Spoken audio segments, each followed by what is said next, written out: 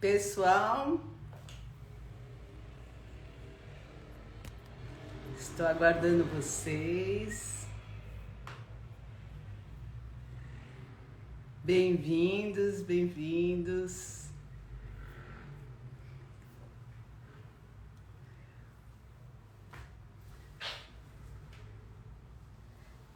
Boa noite, Michele, Tinda querida, Bianca. Boa noite, Tati. Boa noite, pessoal. Boa noite. Sejam todos bem-vindos. Bem-vindos, Marta querida. Liz querida, bem-vinda. Daniela. Márcio, bem-vindo. Raquel. Só aguardando vocês chegarem. Não dá para ouvir? Espera aí que eu vou colocar aqui, talvez.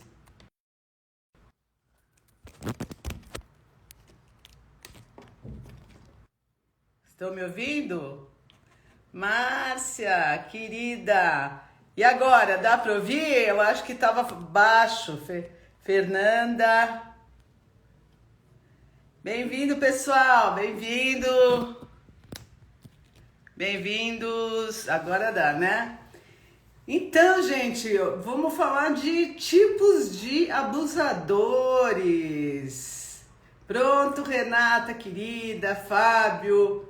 Agora dá pra... Fabiola.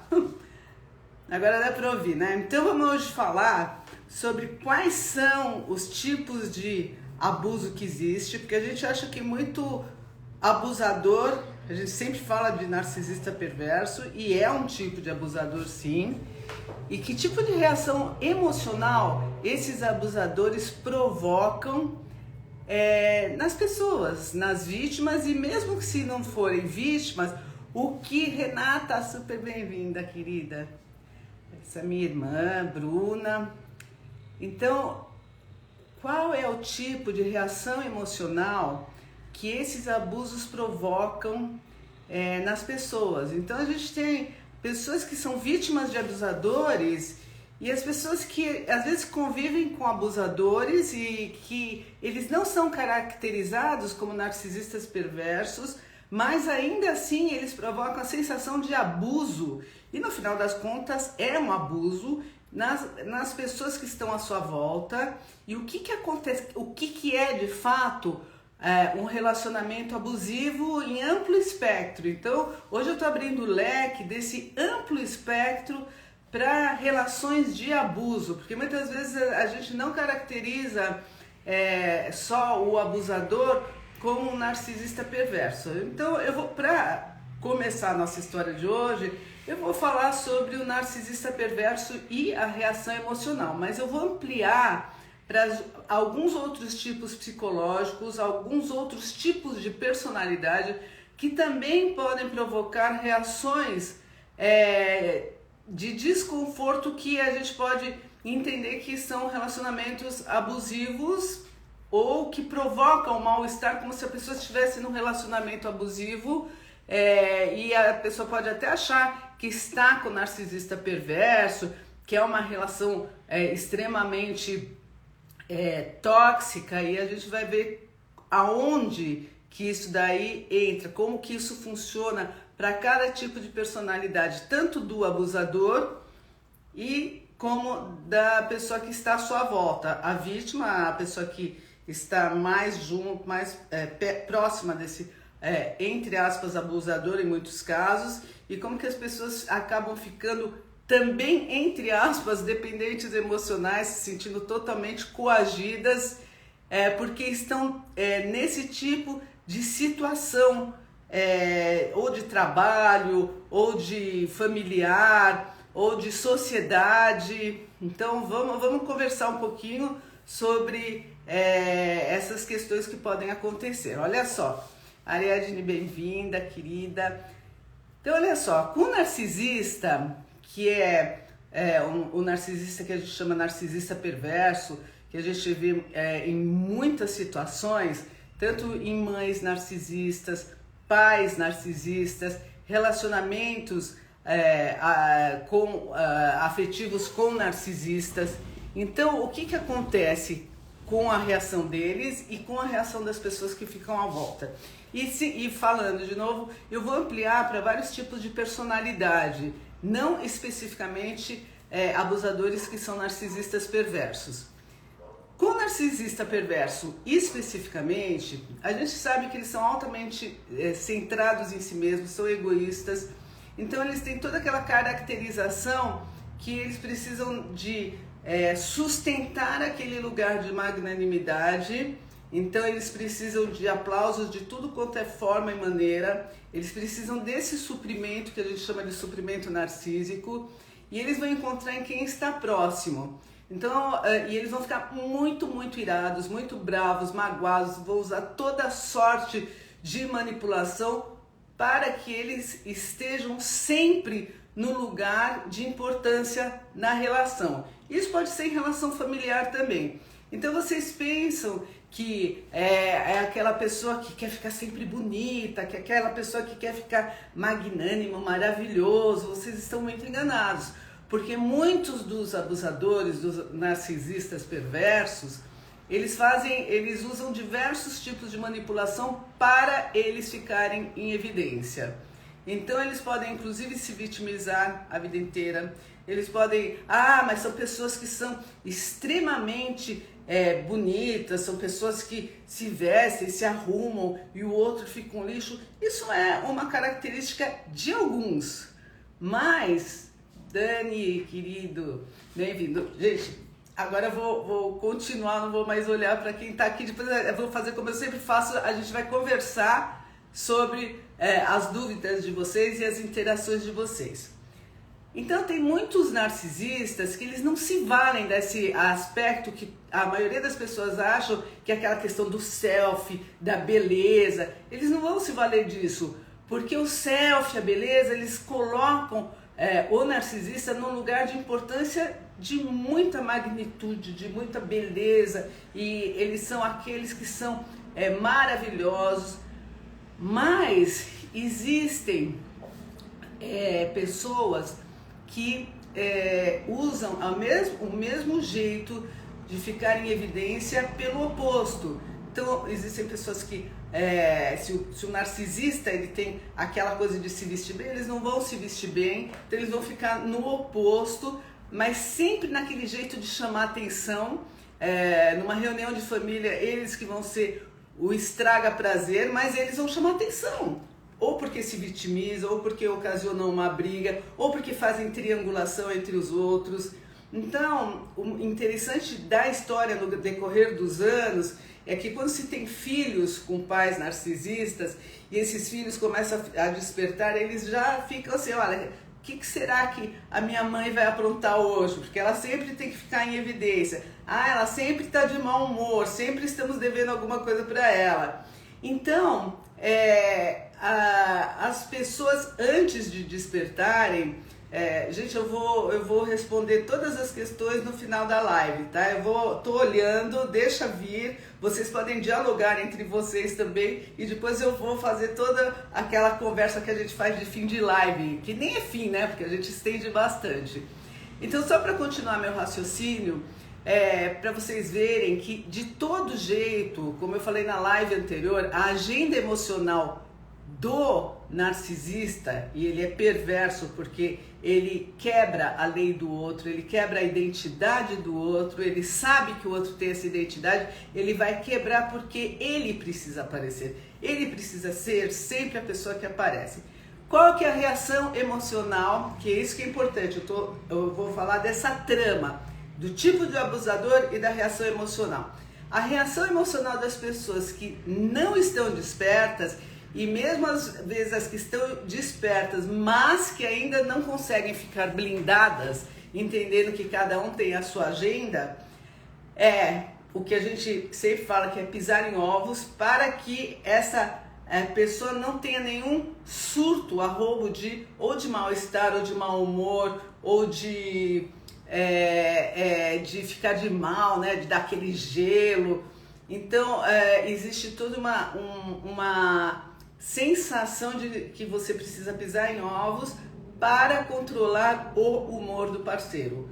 A equação é essa: eu vou pisar em ovos para controlar o humor da mamãe, vou fazer tudo o que ela quer, e mesmo assim, quando eu sentir que está tudo em paz, que eu estou relaxando, eu sei, só que eu não aprendo, enquanto eu não despertar de vez, eu não aprendo que eu tenho que ser observadora, que essa mãe é doente, essa pessoa que eu estou me relacionando é uma pessoa adoecida, então eu tenho que ficar desperta. Por quê? Porque é o tempo todo, são facetas da mesma raiz emocional. Então essa pessoa vai querer ficar em evidência o tempo todo, você não vai poder aparecer nunca.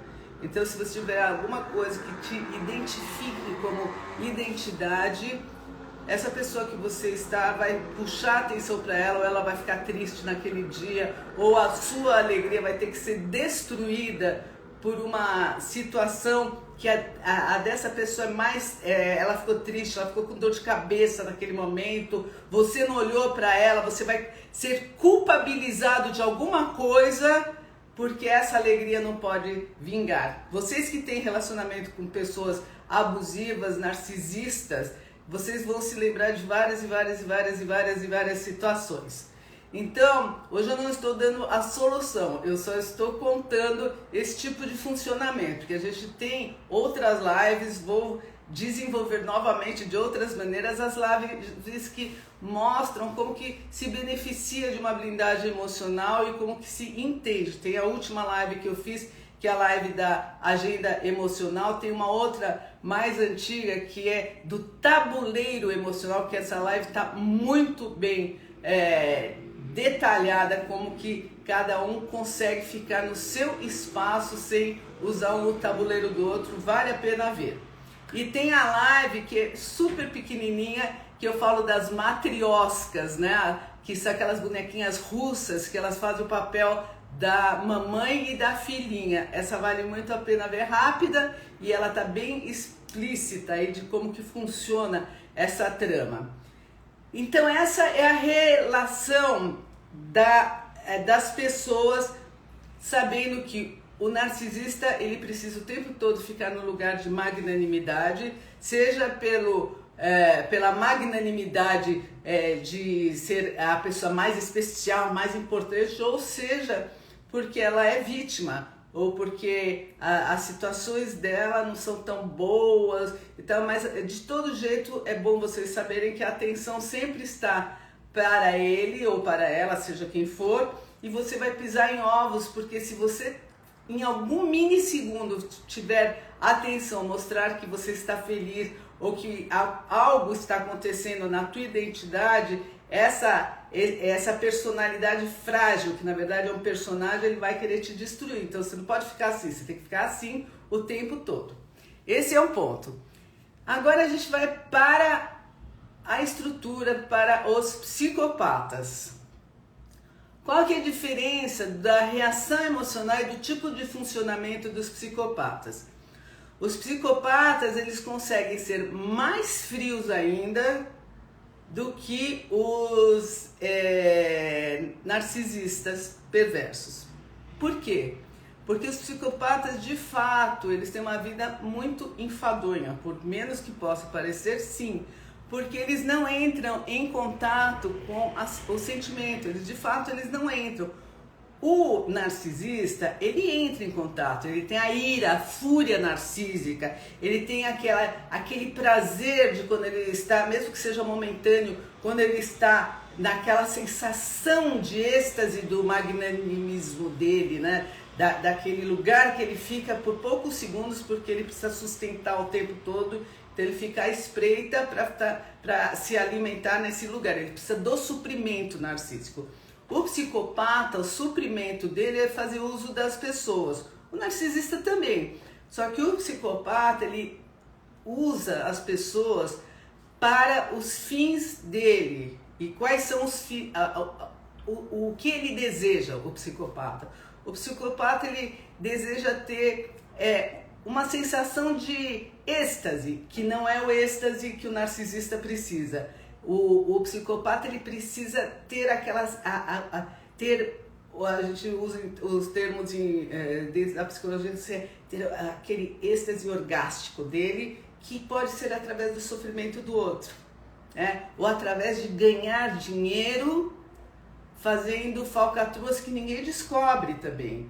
Então dificilmente eles são pegos, eles são manipuladores porque eles são extremamente frios a ponto de enganarem muitas vezes esses lugares que vão descobrir quem está mentindo, quem não está. Eles só não enganam aquele teste de Rorschach, que eu acho fantástico e que eu hasteio a bandeira sempre para que as pessoas peçam na hora de uma separação, na hora de lidar com filhos, peça esse teste, porque aí vai denunciar de todas as formas e é o que eles mais temem. Não adianta procurar resposta pronta pela internet, porque nunca vai dar certo. Isso daí é fantástico.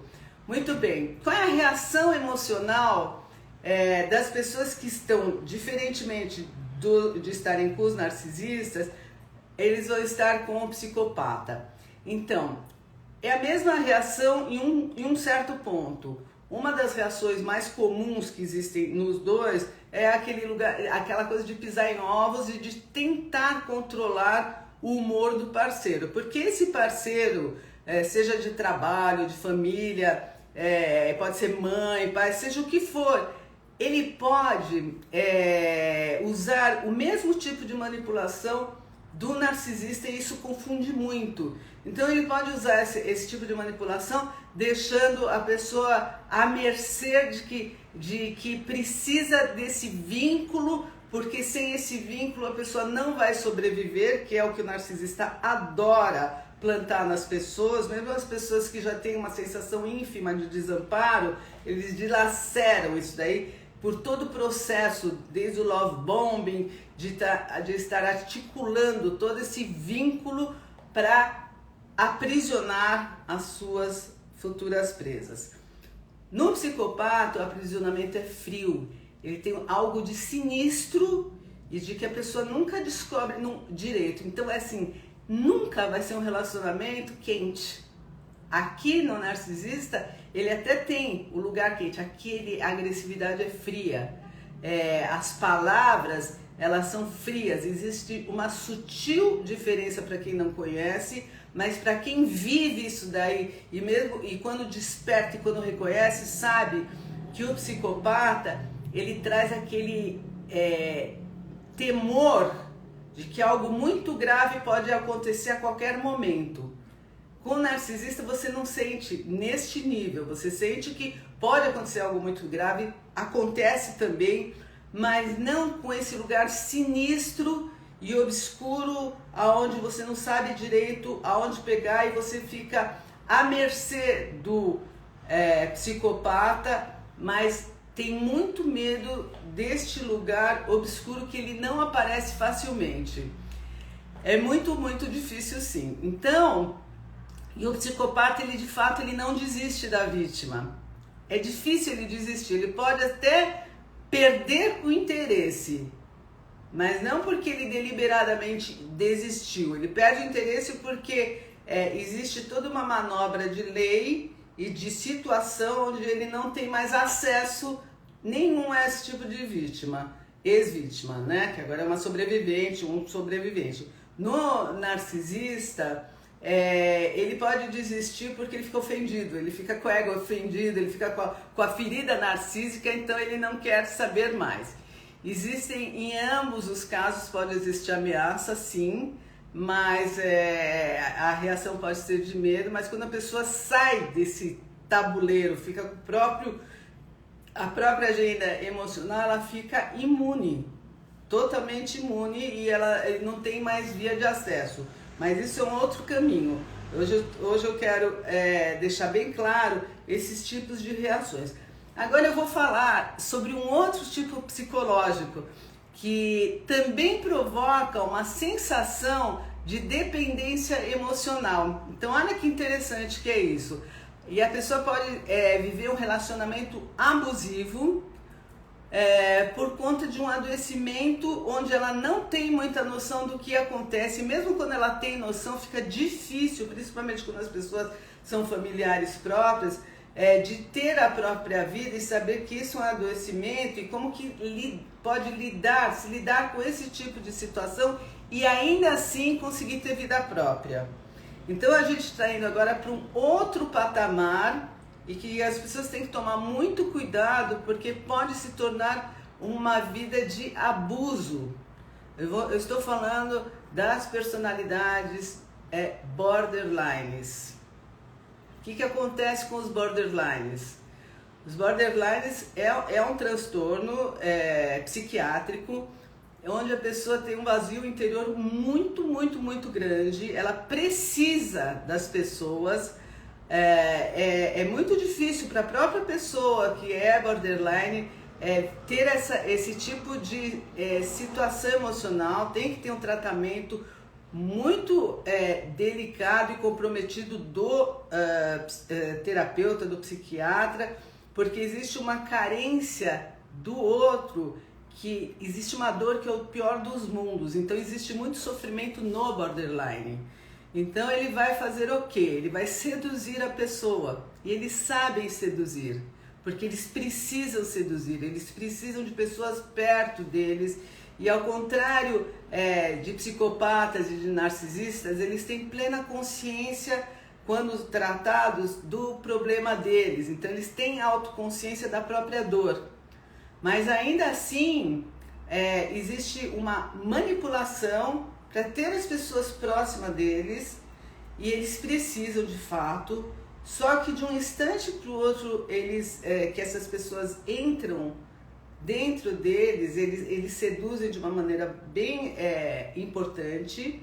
Eles têm um medo terrível da rejeição, então eles vão explodir de uma maneira muito forte, com bastante ira, com bastante raiva, com bastante desespero, quando acontece algo que serve como um gatilho emocional para eles se sentirem rejeitados, e que efetivamente pode não ser absolutamente nada. Pode ser que a pessoa olhe para um outro lado e isso represente que ela está sendo rejeitada. Então, pode ser confundido com um narcisista perverso, mas não é. Agora, a pessoa que está com uma pessoa borderline, ela fica muito no lugar de cuidador. Isso, a pessoa que está com um borderline tem que tomar muito cuidado com isso. Precisa de um auxílio médico, psiquiátrico bem competente, porque dependendo do caso do borderline, o borderline pode, às vezes, não sempre, até correr risco de vida, porque o desespero é tão grande de entrar em contato com esse vazio, que é bem complexa a explicação. Não vou entrar na explicação muito extensa, mas o que eu quero dizer é que essa relação ela pode se tornar um relacionamento abusivo, e não é abusivo deliberado para se tirar uma vantagem inconsciente, é por uma necessidade consciente e muito delicada. Então as pessoas que estão à volta de um borderline, elas precisam saber que elas também precisam ter vida própria. Então a sensação das pessoas, elas se tornam muito cuidadoras, e mesmo se elas em algum momento têm raiva ou têm qualquer outro sentimento, elas têm que tomar cuidado para não ficar com excesso de culpa. Precisam fazer um processo terapêutico importante, porque o convívio, por exemplo, de uma mãe borderline com um filho pode ser devastador, porque esse filho nem percebe que essa mãe é assim. Então existem muitas situações muito difíceis que tornam a relação abusiva também.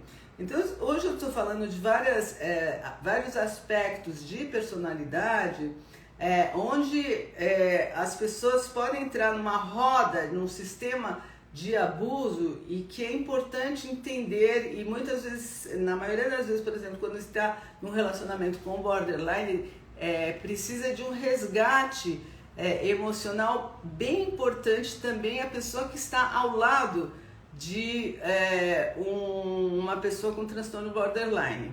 Então esse é um ponto. Agora a gente vai falar de outros dois pontos que também são muito importantes nas relações e que podem culminar em uma relação abusiva. E é bem diferente disso que a gente tem falado sempre. Aliás, me veio outro que é o que eu tenho falado bastante, né? Que é o cultural. Eu vou deixar para o final essa parte cultural. Eu vou falar agora das pessoas que têm transtorno bipolar. Das pessoas que têm transtorno bipolar, elas também evocam em quem está ao lado um cuidado, porque ora elas estão em estado de mania, ora elas podem estar em estado de hipomania, de depressão. Então todos esses movimentos eles podem trazer um cuidado excessivo da parceria afetiva, de um filho, de uma filha, de um marido, de uma esposa. Então é a mesma situação. As pessoas que não sabem ficam pisando em ovos, tanto com os borderlines quanto com a pessoa que tem transtorno bipolar, para cuidar, para que tentem controlar o humor do outro. Então esse tipo de onipotência não existe. As pessoas precisam aprender a lidar com a impotência em todas as situações. Eu não sou potente o suficiente para controlar o humor do outro. E saber que o humor do outro é da agenda emocional do outro, não tem nada a ver com você.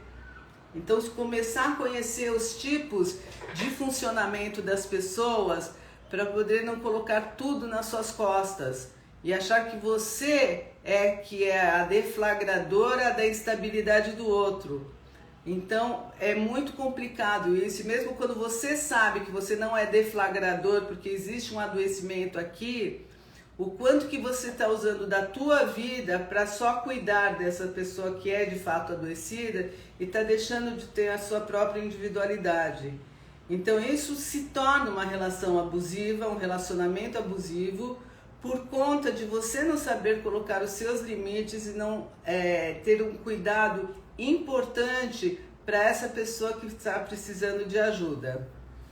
Então, por exemplo, no transtorno bipolar, a pessoa se estabiliza facilmente quando ela está em medicação. Então é algo que dá para ter uma vida plena ao lado de alguém que tem, mas desde que você entenda que a pessoa tem esse tipo de flutuação e que não é com você e nem pra você, é uma questão emocional dela e que você pode lidar com isso, mas tendo a sua vida também. Então aqui essa live é muito importante nesses temas, para as pessoas não esquecerem que tem uma vida, pode ter uma vida com essas pessoas, mas que não esqueçam de si próprias, porque senão existe essa questão de autoabuso, onde a pessoa acaba entrando numa história e entra numa situação, num looping, numa roda, onde ela está o tempo todo em função do outro. E ela tem uma vida para viver, pode viver com mas ela também tem uma vida que independe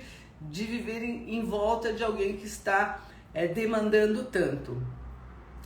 A gente tem as pessoas que de fato também tem a questão do alcoolismo, da drogadição, e as pessoas que acabam ficando dependentes emocionais. Também é uma relação de abuso e que precisa ser devidamente tratado pelos dois lados. Então, eu já vou ler de todos vocês, já falta só um pouquinho. Então, a pessoa também precisa saber se separar devidamente. Existe bastante tratamento para que esse tipo de abuso não ocorra, porque senão quem está ao lado fica eternamente sofrendo abusos, inclusive quando a pessoa às vezes se droga muito ou bebe bastante, e fica um ciclo que a própria pessoa que está junto perde a dimensão da gravidade do que ela está passando.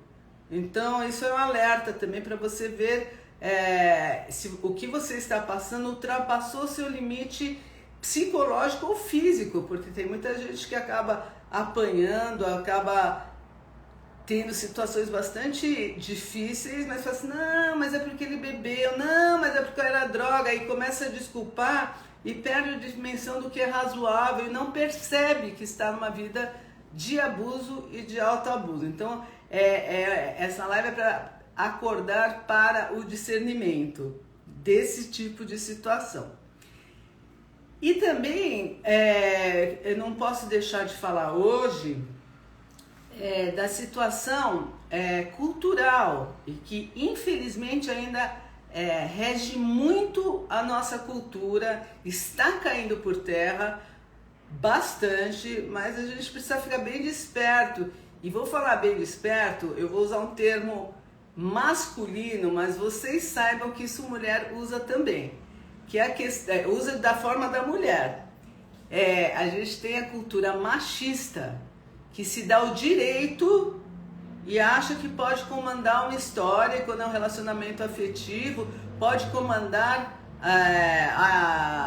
a esposa, a namorada, e a gente tem do outro lado a princesa que sai da casa do papai e da mamãe e acha que é merecedora de tudo e cria tudo quanto é sorte de caso porque ela não está recebendo o suficiente. Ela é narcisista? Muitas vezes não. Muitas vezes não. Ela é mimada e não entrou na vida e acha que trocou de pai. Ou acha que casou e trocou de pai. Então, são muitas situações que... isso que não estou falando dos estilos de personalidade que pode repercutir em confusão de linguagem. Isso daí eu vou falar com o pessoal lá da área psi, eu vou comentar também sobre os estilos de personalidade e depois eu posso até fazer uma live com vocês aqui falando desses estilos que muitas vezes as pessoas funcionam de modo diferente, entram em conflito e parece, ele é um abusivo, ele não sei o que, é só a conversa, o estilo de personalidade que não casa, porque vocês não se conhecem, como que vocês próprios funcionam. Então a pessoa tem uma demanda de querer grude, e outra pessoa tem uma demanda que quer se organizar internamente antes de fazer um grude, assim, né? Então, que tipo de identidade, como que você lida com a tua própria essência, o que você exige do outro? Às vezes o outro não tem o teu estilo de personalidade, você tá com ele por um monte de motivos, mas tem algumas coisas que você precisa aprender também a respeitar, senão vai ser uma degladiação, vocês vão brigar o tempo todo, porque tem estilos diferentes e dá para ficar junto desde que se conheça como cada um funciona. Isso é o que eu queria e quero oferecer para vocês hoje, para que vocês fiquem muito despertos, alertas, para conhecerem e investigarem mais os estilos de personalidade. Eu falei aqui das reações emocionais, existem outros estilos também, e que vocês possam perceber que lugar que vocês estão lidando, e se vocês estão banalizando situações que não se deve banalizar. Então, aqui é um pedido dessa live que vocês primem pela individualidade de vocês, mesmo estando com outro, sabendo que a vida de vocês pode estar junto com mãe, com pai, seja com quem for, mas que vocês têm identidade própria, têm uma vida própria, têm desejos de vocês e que se vocês estão o tempo todo todos acuados, pisando em ovos e o tempo todo com o coração batendo e quando vocês saem na rua não conseguem ficar livres e sentir a vontade para lidar com outras situações, então vamos ver o que está acontecendo nessas relações básicas que vocês têm para que vocês possam ter uma vida mais espontânea e livre e mais prazerosa. Então para autoconhecimento e conhecimento do outro. Então eu desejo que tenha ajudado vocês a entender um pouco mais esse tipo de dinâmicas. Vou dar uma olhada agora no que vocês escreveram, a gente vai conversar um pouco, tá bom? Então vamos lá. E quem tiver alguma dúvida pode colocar aqui que agora é hora do bate-papo, do bate e volta. Quem tiver alguma pergunta, quem tiver querendo conversar e perguntar mais coisas. Então vamos lá. Marta, querida, Márcia, linda. Vamos lá. Aqui. Deixa eu ver aqui.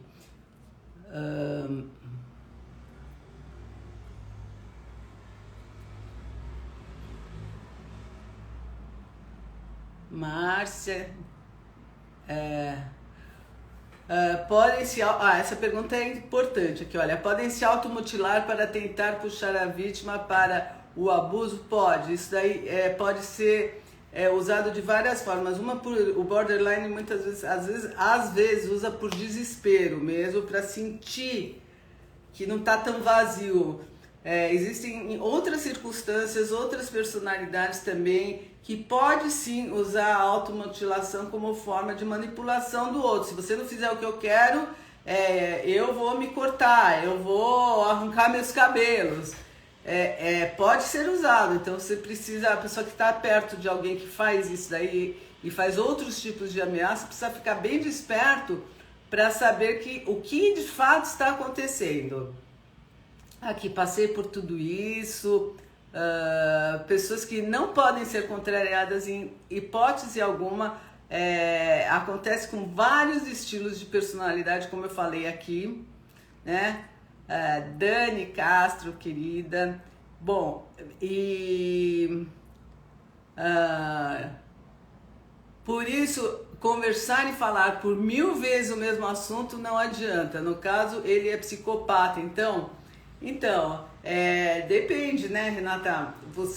A gente pode falar, ou para a pessoa escutar, mas o que acontece é que o abusador, muitas vezes, ele repete como infinitas vezes a mesma história, o mesmo assunto, ou você vai repetir para que ele entenda, e aí vão ser duas pessoas falando como se fosse uma falando com o outro, como se fossem dois espelhos, duas paredes, e aí você precisa saber se você estiver querendo urgentemente algo de alguém e essa pessoa não está correspondendo com o que você está precisando, e você está se esgoelando, você precisa observar se essa pessoa tem empatia, não tem empatia. É uma reação emocional já, importante, que precisa ser efetivamente olhada e bem cuidada, e ver que tipo de atitude você vai ter quando alguém não te escuta. Ou quando existe uma conversa cega, que pode ser na mesma conversa, onde não há diálogo algum, onde existe um olhar totalmente diferente, abusivo, e você está pedindo, então são duas conversas iguais, onde não tem, é como se aqui tivesse um vazio. Então, se está te causando sofrimento, é bom você ver o que é que está acontecendo nessa relação e quem que é essa pessoa. Eles são realmente parecidos, os psicopatas, com os narcisistas, por exemplo, mas aqui a questão de reação emocional que as pessoas têm, né? O que é que as pessoas vão sentir, que é o que eu falei no início da live, que é para buscar e identificar, né? Então, quando ameaça constantemente é psicopata, não obrigatoriamente, pessoal. Um psicopata, ele pode ter um olhar sinistro, que já significa uma ameaça terrível, e pode fazer de modo escondido e se vingar de uma maneira terrível, onde a pessoa vai entender que ela tem que obedecer à utilidade que ele quer que ela tenha que a pessoa tenha para aquele momento, para aquela situação. Então, de uma maneira assim bastante fria, bastante ameaçadora. E o narcisista, ele vai provocar, narcisista tem sangue, por mais frio e egoísta que seja, ainda assim é mais quente. O psicopata é frio, é gelo total. Então você vai se esborrachar no chão se você tiver numa relação dessa, e você não vai ver uma vírgula de sentimento de compaixão. E é interessante porque alguns psicopatas, eles até tratam bem as suas vítimas, eles cuidam das vítimas, eles vão tratando bem, e é algo assim difícil de explicar, mas é fácil de entender quando essas vítimas, elas servem para a utilidade, e eles precisam delas bem tratadas para apresentar em público. Eles estão usando para que, por exemplo, uma ascensão social, Então eles vão tratar bem, eles vão fazer conforme manda o figurino. E eles não vão fazer que nem o narcisista perverso, que eles vão denegrir, a pessoa vai ter sempre que se aparecer bem, mesmo que nos bastidores ele acabe com ela. Ele pode ter uma vida distante afetivamente, porque é como se não tivesse ninguém lá dentro. Ele pode fazer uso até de uma família, sendo que existe uma frieza, tem algo de estranho que é muito imperceptível, e da noite para o dia ele pode resolver ir embora sem dar explicação nenhuma, porque ele quer outra utilidade, né? Então ele vai fazer uso quando vamos dizer, um psicopata social, que ele quer a ascensão dele, que ele está direcionado para esse tipo de busca de um pseudo prazer.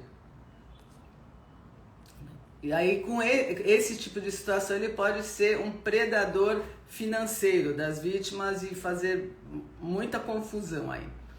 Então, eles podem realmente ser facilmente confundidos com narcisistas, mas não são, tá? Então, pessoal, a mãe narcisista casada com machista bipolar, o combo, aí é difícil, aí realmente é difícil, mas é isso. Gente, eu espero que tenha ficado claro. Márcio, limites, é como se a pessoa se vendesse por um preço muito acima da tabela do mercado, exatamente, adorei, é bem isso. Então é isso, pessoal. Se vocês tiverem mais alguma dúvida, pode perguntar, colocar até debaixo das minhas postagens, ou falar comigo no privado. Eu prefiro que vocês coloquem nas postagens, porque aí as outras pessoas podem ver também, pode ter mais comentários e as pessoas vão pensando a respeito. Mas se tiver alguma coisa particular, pode ficar à vontade que eu respondo, tá bom? Então, hoje é isso para vocês, e quanto mais despertos, melhor. Desejo que eu possa ter clareado, foi um pedido que me fizeram para explicar os vários tipos de sofrimento, para definir muito melhor quem é quem nessas histórias. Então, hoje isso. Semana que vem a gente vai ter um assunto super interessante, vou falar ao longo da semana, e desejo que vocês, a cada microsegundo da vida de vocês promovam um autodespertar, e que isso daí possa ser uma corrente do bem, onde todos nós vamos nos despertando para o melhor, um a um. Tá? Então essas lives têm esse propósito que eu faço sempre com muito amor e carinho. Tá bom? Um super beijo para vocês e até a semana que vem. Quanto mais despertos, melhor.